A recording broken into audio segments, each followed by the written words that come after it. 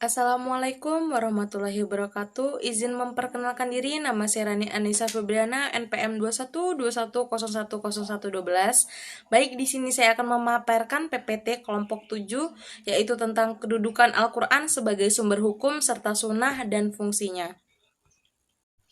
Pengertian sumber dan dalil, hukum kata sumber hukum Islam merupakan terjemahan dari kata bahasa Arab masdar al-huk atau jamaknya mashadir al-hakam. Kata tersebut tidak dikemukakan dalam kitab-kitab hukum Islam yang ditulis oleh ulama-ulama fikih dan usul fikih klasik. Kata tersebut menjadi istilah para ahli usul fikih baru muncul sekitar abad ke-14 Hijriah atau sekitar pertengahan abad ke-20 Masehi. Al-Quran, yang pertama pengertian etimologis, kata Al-Quran merupakan isim masdar dan fi'il madi yang artinya membaca, menelaah, mempelajari, menyampaikan, mengumpulkan, dan melahirkan.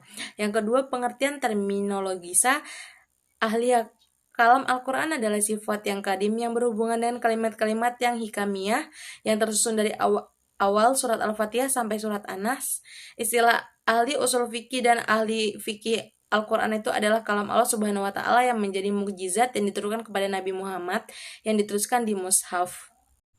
Sunnah sebagai sumber hukum Islam kedua memiliki peran yang sangat penting dalam mentransformasikan nilai-nilai Al-Quran untuk dijadikan pedoman kehidupan manusia. Nabi Muhammad SAW memiliki otoritas untuk menjelaskan wahyu yang turun. Perilaku, sikap, dan sifat Nabi dijaga oleh Allah Subhanahu wa Ta'ala sehingga kemasyhuman Nabi terjaga dari lahir hingga akhiratnya.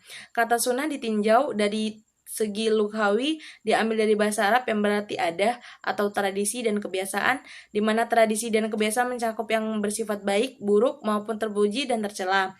Dengan demikian, kata sunnah dalam ungkapan ini adalah al-tarik, al-mutada'ah, hasanah, ka'anat, al-syiah.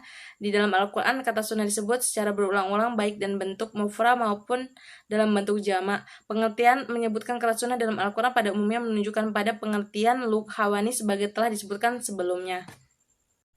Fungsi sunnah terhadap Al-Quran. Yang pertama, fungsi sunnah sebagai penguat takyid hukum dalam Al-Quran. Dalam fungsinya ini menurut hemat penulis sunnah melakukan takyid penguat atas hukum-hukum yang terkandung dalam Al-Quran dengan mempergunakan beberapa cara, di antaranya sebagai berikut. A. Menegaskan kedudukan hukumnya. Yang B. Memerintahkan segi-segi bahasa yang timbul sebagai efek dari suatu perbuatan yang dilarang. Yang C. Memperingatkan amalia secara dawam atas suatu kewajiban dan menampakkan sesuatu kebencian yang sangat terhadap suatu yang dilarang. D. Menerangkan posisi kewajiban dan larangan dalam syariat Islam. 2. Fungsi sunnah sebagai penjelas dan penjabar apa yang dibawa oleh Al-Quran dalam fungsinya.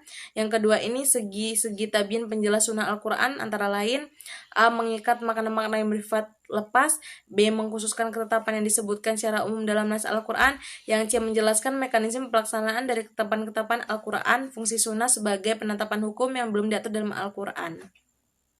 Baik, sekian yang dapat saya paparkan. Kurang lebihnya saya mohon maaf. Saya akhiri. Wassalamualaikum warahmatullahi wabarakatuh.